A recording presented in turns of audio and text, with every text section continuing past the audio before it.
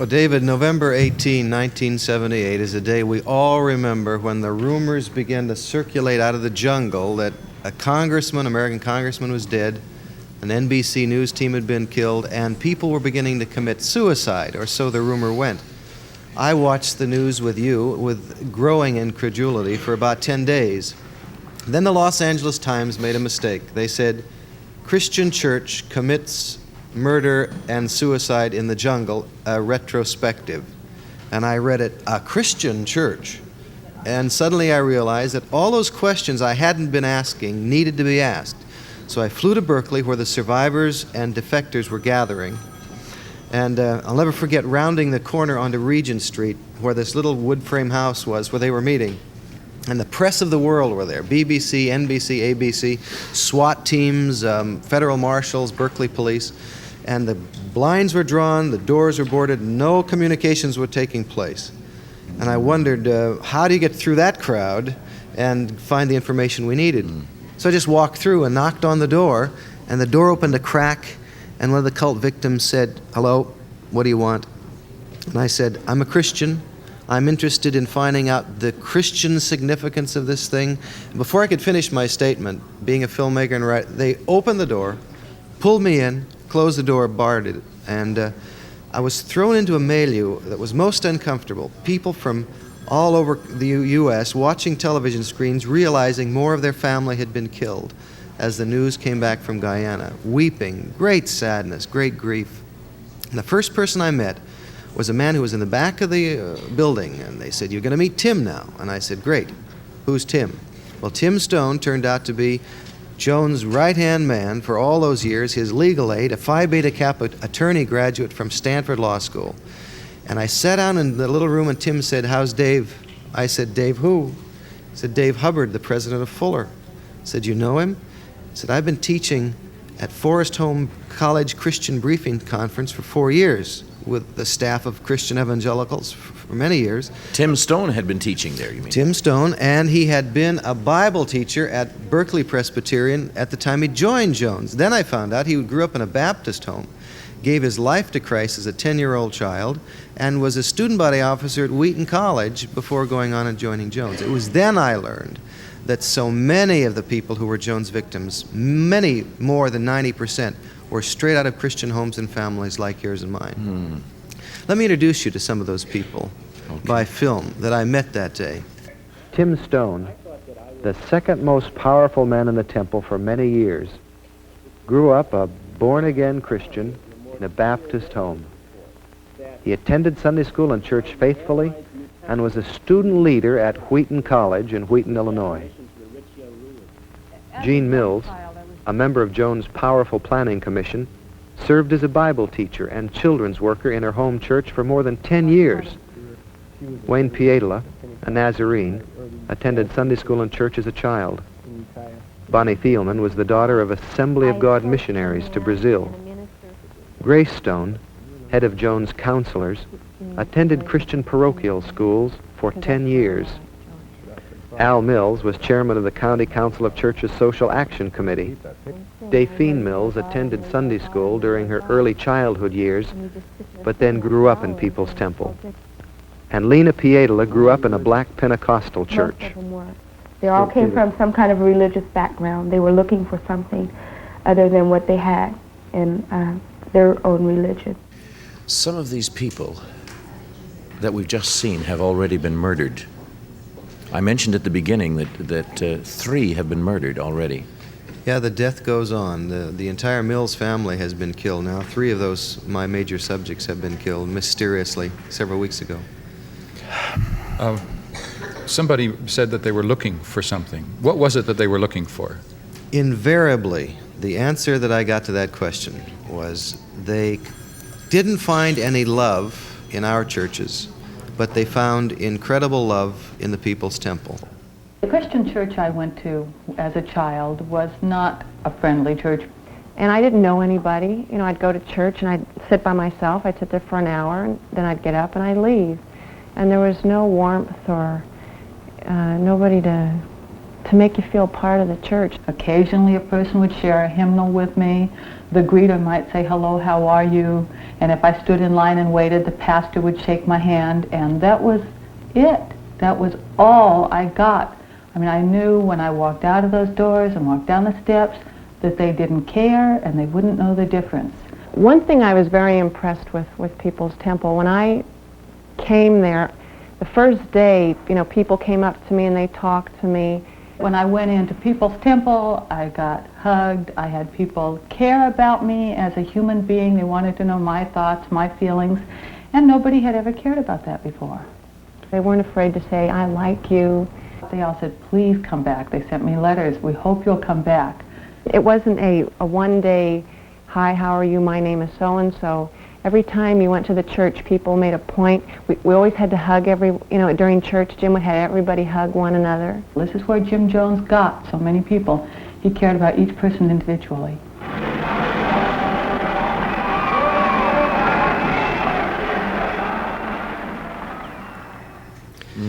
The kind of loving community that they created was very exciting to learn about later. For example, when you went into the temple the first day as a visitor, before you went into the service, they met you in a little room, and 3 leaders of the church, deacon equivalents, would say, "Look, we don't want anybody in our church that's a face without a name. We want to know who you are and what your problems are." In fact, they had a 24-hour policy that if a person who visited the church had a need, like no job, no money, no food, no house, and remember they were right on the edge of San Francisco's great Tenderloin ghetto, within 24 hours, if the church hadn't met the need of those people, the church leaders were in trouble. So that when you went in and you met a deacon and you'd say, "I need a job," within 24 hours, Jones Vocational Placement Service would have you a job or an interview for one. Then you went into the church, they would immediately, at least 2 or 3 families would see the badge that you were a visitor and would ask you to sit with them. And their task then was to get you home to lunch. So that the kind of warm, loving, then the pastor would mention you by name from the front. The whole church, and sometimes 2,000 worshipers, would have prayer for you and for your needs. Then within 3 days in your mailbox, David, you'd get at least 100 cards or letters from people in the church telling what the church had meant to them and welcoming you. By Wednesday, you had a 10-pound box of chocolates from Jim Jones saying, "You brought sweetness into our life when you visited. Now we want to bring sweetness into yours." Now, tell me, Dave, where would you go next Sunday? Well, you see, what you're telling us, these are good things. We cannot overlook the good they did in our attempt to understand the bad. These were a loving, often evangelical people, many charismatics as well, who were anxious to serve Christ and build a loving body. And that's what the first thing I learned is, that we Christians are the most vulnerable to the cults.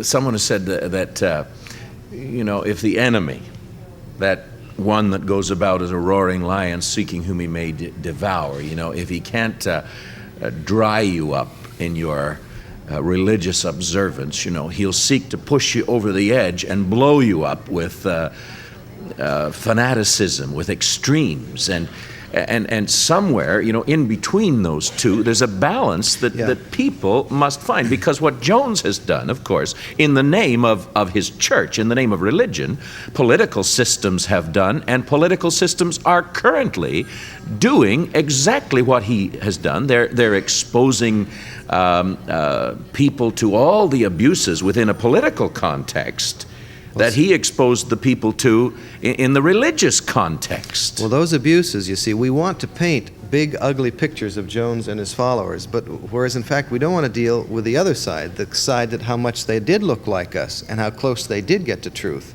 And so at this point, one of the reasons that people leave our churches and join with the Jones types are they need love so badly. And if we ever learned a lesson from Jonestown and from the cult, with the 9 million Americans who are involved in cults now, it is to create, in Christ's name, the kind of community that is loving, to spend the time loving each other, to spend time knowing each other, to talk after church and before church and create a community of love.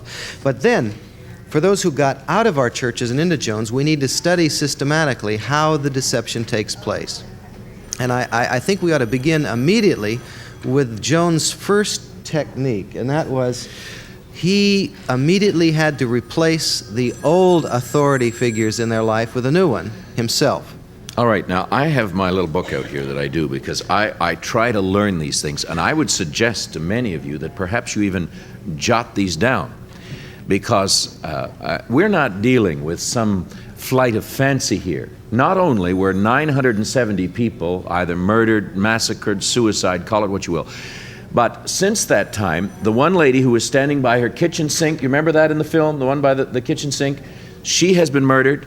Her husband, who was the Council of Churches chairman, also on the film, and the little girl. He was the chairman of the Council of Churches in the area. Social Action Commission, that's right. And he also has been murdered, and the daughter. So Now, 3 of these 8 subjects are dead still. And, okay, who murdered them? Do they know? That's the mystery. The police, this one only happened just weeks ago now. That's right. What, 4 or 5 weeks ago? That's right. That's the mystery. And they don't know. It could have been one of their other children. Because, they think. as we will see, cults divide families, create hostility between family members. Okay, I don't want to run ahead of this. I want us to get down. Now, you mentioned the first point, abuse of authority. Let's take a look at a film clip that demonstrates that with interviews. Okay, let's do this. And I hope others of you are taking notes as well, because this is important. If you want to go out and tell them something that I stand for about social action, social justice, ask me your questions, and I'll tell you right straight from the shoulder where I stand. And people view me in a myriad of ways. Some people see me as the representative of the I Am, as Jehovah Jireh. Some people see a great deal of God in my body. They see Christ in me, a hope of glory.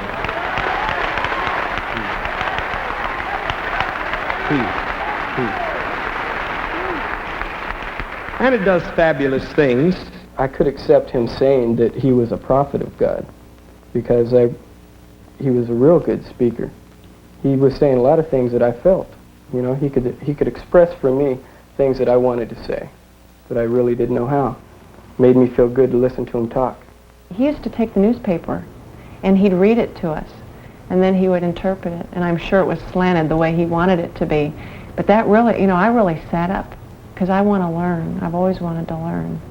And so you believe it, and you join the church, and then whatever he tells you, you end up believing it. The more power that he got with people, the numbers of people, and the more money that he attained, the sicker he got, and the more he wanted. Jim wanted all allegiance for himself. He wanted every person to only love him. When there's allegiance to one individual person, where this person is allowed to interpret God or interpret things for you, and you accept his thoughts more than your own, I think that should be a warning sign. Jim Jones became an authority figure for me, just like Jesus had in the past. I feel like Americans, especially young people today, they're too trusting. I think that oftentimes this goes back to early religious programming that says that you are not really capable of making the ultimate decisions for your life. You need a leader. Well, the problem here is that we Christians felt that anybody who carries a Bible around is safe, and anybody who doesn't carry a Bible around is not safe. Whereas, in fact, Jim Jones carried a Bible with him right up until the time of Jonestown. Who are the authority figures in our life, and how do they check out by the biblical criterion of what is truth? Jones, for example, he opened the Bible, David, and he said, "Whose name do you see in it?" And they said, "King James' name." And these were 75% black and from the ghetto. And he said, "Let me tell you who the worst slaveholder of his era was. King James. Whose book was in the slaver ships that brought your ancestors from Africa? King James' book. What book was in the place of honor in the antebellum mansions of the slaveholders in the South? King James' book." So he said, throwing the Bible down, let's get rid of King James' book and release Jesus to set us free as he intended. And then he went out and quoted scriptures right up till the end, including the death tape. So I say to the church, don't oversimplify who can be trusted and who isn't. I'm not here to create questions so we don't trust our pastors. But any pastor who will not hear your question and deal with it honestly is somebody you got to be afraid of. I think the Bible calls us not to be simply trusting believers, but trusting and testing believers. And when somebody says something to me about something, whether it's in church or outside of church, I go to the Word and I find out for myself what it says, and I keep looking and reading and questioning until I'm sure. But what we do is we sit back and we swallow anything from anybody as long as he's holding a Bible in his hand. What are the principles of interpretation that you would recommend? Well, at this point, I think it would be great if the people, our people, would just start reading it. I mean, that's the beginning. All right. To me, we read simply portions that we really like and feel familiar with, and we don't read the greater truths. Then we don't get into small groups and discuss it and really try to find out what it's about by testing one passage against another passage, by memorizing it, by seeing that it works in our own lives. I mean, it is so complex, and we only have seconds on this program to cover this issue of authority. But the warning out of it is, make sure you test your authorities. And if the person who you're testing says, I'm not interested in your questions, then you get out of that place. That's like the testing the spirits. But you know what happens? Like, I've seen people who do this to the extent that they become a denomination of one person. Now, we have some denominations of one church, and mostly they pride themselves in being denomination or something. But really, when you look inside it, it's a denomination of one congregation. But then, I've met people who really, they don't accept anybody else. They are a denomination of one person. They become the only authority figure in their lives. They're the Pope, the Archbishop. They're everybody. That's what's so important. What Al said, what are your principles? If you're the only one who agrees with the interpretation, you better be careful. See, we have, like I represent, for example, I'm an ordained minister in a denomination which has basically a congregational government. Al is an Episcopal priest, Anglican, we say here in Canada, Episcopal, so you Americans will know what I'm talking about. We dumb Americans. And so you have an authority, through the bishops, Al. Yes. So basically, we're looking, at different church structures right here. What is your own denomination? I'm a member of the Evangelical Covenant Church, which has Swedish roots, right out of our missionary evangelical tradition. Right. But all three have different polity structures and ways of interpreting for authority. But at this point, the question is to be aware that we do have authorities, often unworthy ones in our lives, and that we need to test them. Now, how you do that within the confines of your own denominational polity, usually they're safe. A congregational polity has ways of making sure it's true. A churchly structure has ways, but do something. Do something to test, because the person who's using the Bible most might be the one who's deceiving you most. Jones also abused discipline. Jim Jones took all the youth on a camping trip up to the Oregon border, California-Oregon border, near Crescent City up there. And the main reason that Jim took us up there, he said, was to train us for survival in case there was ever a nuclear holocaust or a depression. Fascism takes over in our country. He told us that the country was going to be taken over by a fascist dictator, and that all blacks would be put in concentration camps, and all black sympathizers would be put in concentration camps, just like Hitler did with the Jews. And he would have these plays or stage the Klan running through the congregation and have a simulated hanging of a black person in front of the congregation, firing guns at their head and with blanks in them, loud noises and screaming and crying, Some young man was being disciplined for having drank wine, and Jim says, well, every person in this organization should be whipped. So about 300 of us stood up, and each one of us got whipped 3 times with a belt. And it really hurt. So afterwards, though, I thought, well, you discipline children when they do something wrong. I discipline my children. I whip them if they've done something wrong. Maybe it's not so terrible to put ourselves on a level of childlike trust. This is my father, and therefore, if he's trying to teach me a lesson, I should accept that. Then the whippings got worse and worse. Our daughter was beaten 75 times with a board, and it was very difficult to justify that. In fact, while she was being beaten, I hated Jim Jones. I wanted to leave that church. I wanted to take my children to a safe place. But afterwards, there was no accurate feedback. I couldn't come to anybody and say, wasn't that terrible? Because every person was saying what a beautiful thing it was. And even Linda, who had been beaten, was saying, now I really feel like I understand the rules of the church. And Jim Jones helped me a lot. We need to understand, for example, the nature of these beatings. It's awfully easy for us to say, that was terrible. But I talked to the girl who had been beaten 75 times with a board until her buttocks was like raw hamburger meat, her mother said. And I said, why didn't you quit? She said, quit. Jones discovered that I had tried heroin that week.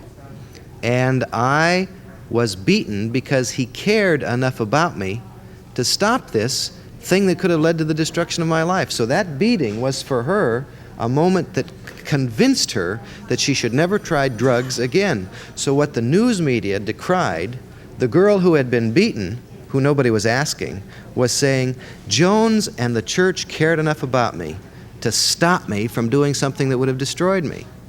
So even while they were being beaten, temple members were thanking Jones for caring that much about them.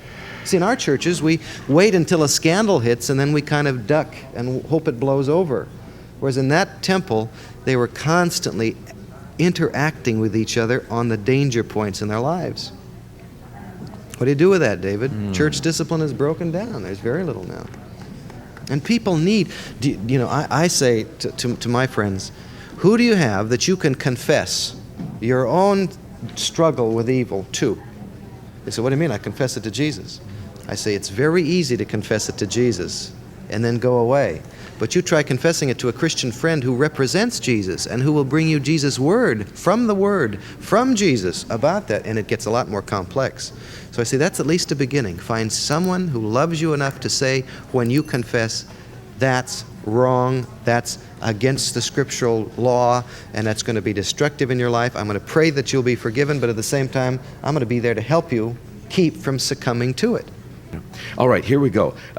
From the phones, someone called in, saw the movie, wanted to find out if it's true about the chicken insides being used to try and fake a healing of some kind. That's very difficult to deal with, but just quickly, David, this is what Jim Jones said to his deacons. You know the power of faith? What happens when faith gets going in people? Do you mind if I dramatize some healings so that the power of faith will be charged up in people? So these chicken miracles and other miracles that he faked were his attempts to dramatize the power of faith and get it flowing in other people. And I hate to tell you this, but in dozens of the people that I interviewed over the past 18, 19 months now, were people who had actually been healed in those services and say they can't deny it. Someone wants to know if you've had threats on your life. We don't talk about that. All right. This person's just saying, how could a Christian believe that Jim Jones... Yeah. We find it so difficult to believe that people can get caught up in cults. But once we study the process and see how slow and subtle it is, then what we're doing is we're seeing Jim Jones from the end. We need to see him from the beginning. And I haven't found one victim who didn't think that Jones began as a Bible-believing, loving, committed Christian. I haven't found one victim who didn't believe that he began that way. How he ended was something else again. Here's a call from a person who describes herself as a Christian and tells us we should not even be discussing Jim Jones on 100 Huntley Street. Well, I'm sorry she's offended, but in fact, if we don't look at the cases where evil is, working, we won't learn the lessons that Jesus constantly pointed to these negative examples and said, learn from this. Open your eyes that you might see from this. We have got to learn these lessons before it happens again to us. And to ignore the cults is to simply be more vulnerable to them. Why don't we recognize deception as soon as we should?